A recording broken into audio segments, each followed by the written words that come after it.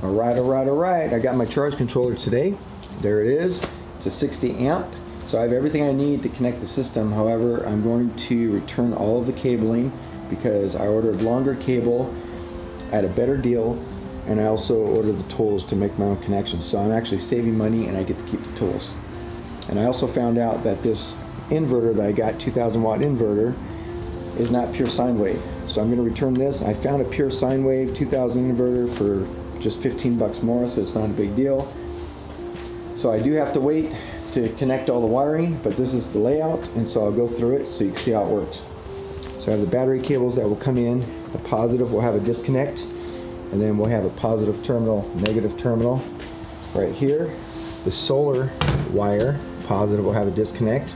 Goes through a 60 amp fuse right here before it connects to the charge controller. And then from the charge controller, goes through another 60 amp fuse, connects to the battery terminals right here to charge the batteries.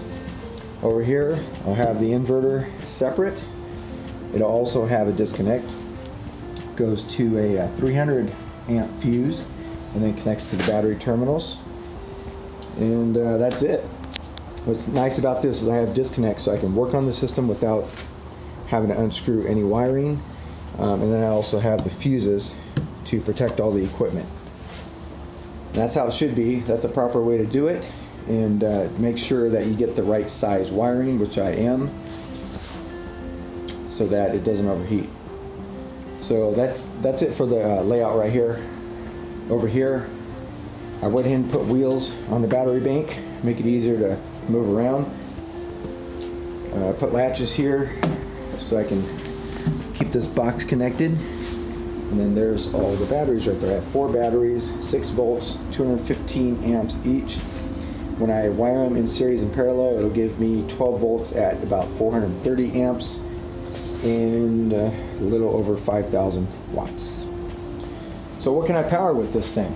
Well, I should be able to power all my batteries right here from my power tools. I can run all my power tools. I can run my swamp cooler in the summer.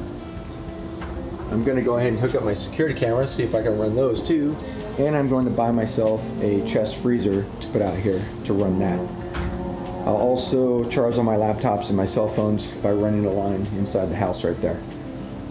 So we'll see. That's what I expect from it, but of course this is my first time, so once I get it all connected and actually test it, I'll show you what I can actually do with it. But either way, it's easy to expand. I just add more batteries, add more solar panels. And by the way, I do have 4 solar panels that should be here this week, 100 watts each, so that gives me 400 watts to charge the batteries. So once I get that, return the cabling, the inverter, get all the new stuff, I'll put it all together, show you how it works. So that's it for now. Stay tuned.